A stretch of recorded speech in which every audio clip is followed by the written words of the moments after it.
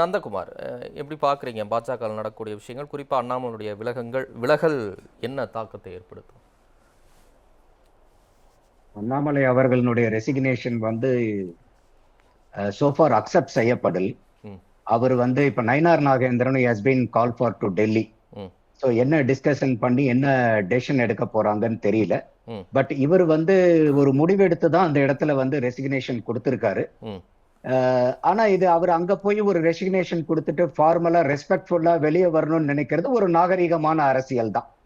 RK அவர்கள் சொன்ன மாதிரி அங்க போக தேவையில்லை, இங்கேயே இருந்துட்டு வந்து நீங்க கட்சி ஆரம்பிக்கலாமேங்கிறது அது வந்து ஒரு ஒரு டீசென்டான பாலிடிக்ஸா இருக்காது. என்ன காரணம் அப்படின்னு கேட்டீங்கன்னா, பாரதிய ஜனதாவில் இது வரைக்கும் கட்சிக்குள்ளார வந்து 1.5 வருஷத்துக்குள்ளார யாருக்கும் தலைமை பதவி எங்கேயும் கொடுத்ததில்லை. இவர் ஒருத்தருக்கு தான் வந்து அந்த ஒரு எலிவேஷன் கொடுத்தாங்க. அதே மாதிரி ஆர்கே சொன்ன மாதிரி பல இடத்துல வந்து பாரதிய ஜனதாவுடைய இன்ஸ்டிடியூஷனல் பேக்கப், மீடியாவுடைய போக்கஸ் அண்ணாமலை அவர்களுக்கு கிடைச்சதுக்கு காரணம் பாரதிய ஜனதா தான். அதையும் மறுக்கிறதுக்கு வாய்ப்பு இல்லை. அப்போ வந்து பாரதிய ஜனதானால அண்ணாமலை வந்து புகழ் வெளிச்சத்தை பெற்றாரு. அண்ணாமலையும் வந்து பாத்தீங்கன்னா பாரதிய ஜனதாக்கு அவருடைய ரெசிப்ரோகேஷன் செஞ்சாரு. அப்போ 2 பேருமே வந்து ஓரளவுக்கு சரி சமமா தான் அவங்க வந்து பங்கெடுத்துக்கிட்டாங்க. ஆனா ஒரு நேஷனல் பார்ட்டின்னு போகும்போது ஒரு ஸ்டேட் லீடர்ஷிப் மட்டும் வந்து அங்க நேஷனல் லீடர்ஷிப்பை டாமினேட் பண்ண முடியாது. அது காங்கிரஸா இருந்தாலும் சரி, பாரதிய ஜனதாவா இருந்தாலும். இங்க வந்து அண்ணாமலை அவர்களுக்கு வந்து பிரச்சனை வந்தது என்னன்னு கேட்டீங்கன்னாக்கா, அவர் வந்து he wanted to go on his own way.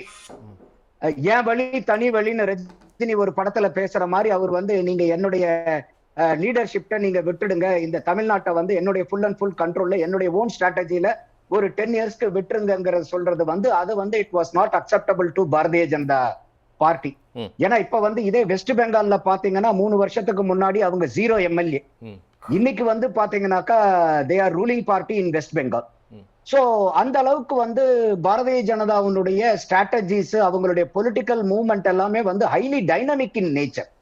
So அப்போ 2024 தே பெட் ஆன் அண்ணாமலை. அவர் சொன்னதுல வந்து பெட் பண்ணாங்க. பட் வந்து சம்பவ் அந்த ஸ்ட்ராட்டஜி வந்து ஒர்க் அவுட் ஆகல, சீட் கன்வர்ஷன் வந்து நடக்கல. சோ 2026 வந்து பாரதிய ஜனதாவுடைய எக்ஸ்பெக்டேஷன் வந்து we are not worried about vote share percentage. We wanted to have sheet share numbers. அப்ப ஷீட் ஷேர் வேணுங்கும் போது இன்னைக்கு 4 எம்எல்ஏக்களை விட அதிகமான எம்எல்ஏக்கள் வேணும் அப்படிங்கிற இதுல அட்லீஸ்ட் ஒரு டபுள் டிஜிட் நாச்சு டச் பண்ணணுங்கிறது அவங்களுடைய அப்ஜெக்டிவா இருந்துச்சு. சோ அதுக்கு வந்து அண்ணாமலை அவர்கள் வந்து இல்ல, ஒரு டைம் ஸ்பேஸ் வேணும், ஒரே எலெக்ஷன்ல டிசைட் பண்ண வேண்டாம், இந்த 2026 நம்ம வந்து தனியாவே போலாங்கிறது தான் அவருடைய எண்ணமா இருந்துச்சு ஆரம்பத்துல. பட் ஹைகமாண்ட் வந்து அவங்க அந்த அளவுக்கு இல்லாம they wanted to change the strategy. So அந்த இடத்துல தான் வந்து மிஸ்ஃபயர் ஆயிருச்சு இவருக்கும் அவங்களுக்கும். அண்ணாமலை அவர்கள் வந்து ஒரு அறகுறை மனதோட தான் இந்த ஸ்ட்ராட்டஜிக்கு வந்து அவர் அக்செப்ட் பண்ணிட்டாரு. சரி, இப்போ அவர் விலகி இருக்கிறார்ல, அதனால பாஜகவுக்கு என்ன பாதிப்பு ஏற்படும் நீங்க நினைக்கிறீங்க? இல்ல, அவங்களுக்கு ஒன்றும் பெரிய ஹை ஸ்டேட்ஸ் கிடையாது. இவர் போறனால அவங்க இருக்கக்கூடியது பல இடத்துல வந்து நஷ்டமாயிட போகுதுங்கிறது இல்லை. இப்ப அவங்க இருக்கிறது இந்த 2026 they are at their lowest பாயிண்ட்ல இருக்காங்க. சோ அதனால வந்து இப்ப இன்னைக்கு அண்ணாமலை போயிட்டனால வந்து இருக்கக்கூடிய எதுவுமே பெருசா இழக்கிறதுக்கு இல்ல. சரி, அப்ப அண்ணாமலைக்கு ஆதரவு வராதுன்னு சொல்ல வர்றீங்களா? இப்ப ஆல்ரெடி அவர் உள்ள இருக்கும்போது தான் இந்த நிலையில பாஜக இருக்கு. அப்ப அவர் வெளியே போனாலும் அவருக்கு ஆதரவு தளம் இருக்காது, அவர் ஃபியூச்சர் இருக்காது அப்படின்னு பார்க்கலாமா? இல்ல, இது வந்து டிவிகேவுடைய வளர்ச்சிக்கு முன்னாடி அண்ணாமலை அவர்கள் இந்த ஒரு நிலைப்பாட்டை எடுத்திருந்தாருன்னா அவருக்கு ஏதோ ஒரு கை கொடுத்திருக்கலாம். ஏன்னா பாலிடிக்ஸை பொறுத்த வரைக்கும் always timing is very important. ஏன்னா அண்ணாமலை அவர்களுடைய வாக்கு வங்கி, அண்ணாமலைக்கு உண்டான செல்வாக்கு, ஓட் பேங்க் பூரா பாத்தீங்கன்னா திமுக, அண்ணா திமுக எதிர்ப்பு மனநிலையில இருக்கக்கூடிய வாக்காளர்கள் தான் அண்ணாமலைய பெரிய அளவுக்கு பின்தொடர்ந்து வந்தவங்க. இன்னைக்கு அந்த அண்ணா திமுக, பாரதிய ஜனதா, திமுக இந்த 3 எதிர்ப்பு வாக்குகளும் இன்னைக்கு பிரதானமா வந்து அறுவடை வந்து விஜய் அவர்கள் பண்ணிட்டாரு.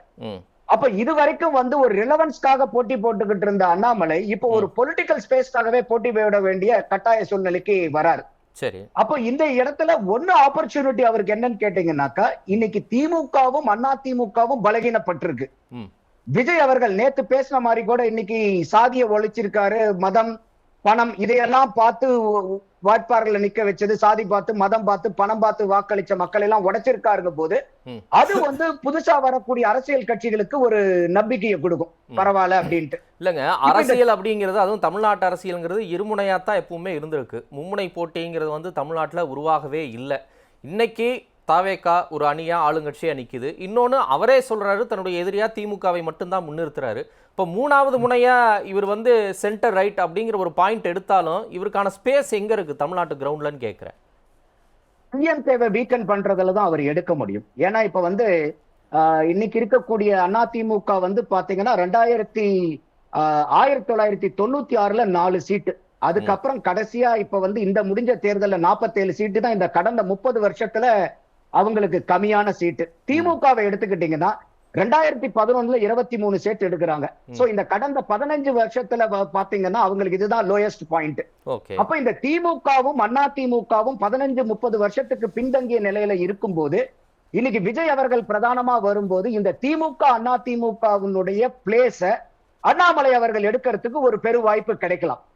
அப்ப இவருடைய அதிமுக 2 பெரிய திராவிட கட்சிகளின் ஸ்பேஸை அண்ணாமலை ஒருவர் எடுத்துற முடியும் அப்படின்னு நீங்க நினைக்கிறீங்களா? இல்ல, ஸ்பேஸ் இருக்குன்றேன் நான். அதை எடுக்க முடியுமா எடுக்க முடியாதாங்கிறது வந்து அண்ணாமலை அவர்கள் எந்த மாதிரி அரசியலை முன்வைக்கிறாரு, அவரு அக்ரெசிவ் பர்சன் தெரியும். பட் எந்த அளவுக்கு வந்து மக்களுடைய நம்பிக்கையை வாங்க போறாருன்னு நம்ம பார்க்கணும். ஏன்னா இப்பதான் வந்து ஒரு பெரிய அரசியல் மாற்றத்துக்கு தமிழகத்துல வந்து இப்ப முடிவு பண்ணி எல்லாருமே விஜய் பக்கம் போயிருக்காங்க. சோ அப்ப அந்த இடத்துல இருந்து அந்த வாக்கை எடுக்கிறது அவருக்கு வந்து ஒரு பெரிய சிரமம். ஆனா இன்னும் ஃபர்தரா வந்து டிஎம்கே அண்ட் ஏடிஎம்கே வந்து அங்க இருக்கக்கூடிய அந்த ஓட் பேங்க், ஏன்னா இன்னைக்கு ஐயா ஸ்டாலின் அவர்கள் சட்டசபையில இல்ல, உதயநிதி ஸ்டாலின் தான் இருக்காரு. உதயநிதி ஸ்டாலின் அவர்களுடைய பராக்கிரமங்கள் என்னன்னு நமக்கு தெரியும். அதே மாதிரி இன்னைக்கு அதிமுகவிலையும் வந்து பாத்தீங்கன்னா பெரிய அளவுக்கு வந்து இளைஞர் சக்தின்னா என்னன்னு கேட்கிற அளவுக்கு அதிமுக இருக்கு. அப்போ இந்த 2 இடத்துலயும் இருக்கக்கூடிய அந்த வேக்கமை யூஸ் பண்ணி அண்ணாமலை அவர்கள் உள்ளார வரும்போது ஒரு விஜய் அவர்கள் விஜய் வெர்சஸ் அண்ணாமலைங்கிற மாதிரி ஒரு ஸ்பேஸ் கிரியேட் பண்றதுக்கு ஒரு வாய்ப்பு இருக்குதான் அண்ணாமலை அவர்கள் வந்து யோசிச்சிருக்கிற அந்த மாதிரி தான் எனக்கு தெரியுது. அப்ப வந்து அவருக்கு ஒரு பொலிட்டிக்கல் ஸ்பேஸ் இருக்குது.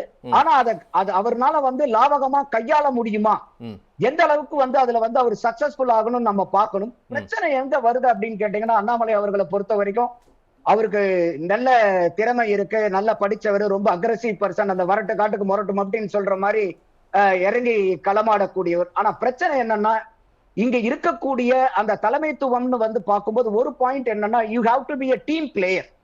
அப்ப இந்த இடத்துல அவர் சைட்ல வந்து இப்ப அவரு பதவி இறக்கப்பட்ட போது கூட இல்ல அவரா பதவி விலகும் போது கூட பாரதிய ஜனதாவோட பொறுப்புல இருக்கக்கூடிய எந்த ஒரு நபருமே அவருக்கு ஆதரவா அவர் ஒரு பதவி விலகியோ வந்து அவர் கூட சேர்ந்ததையோ நம்மளால பார்க்க முடியல.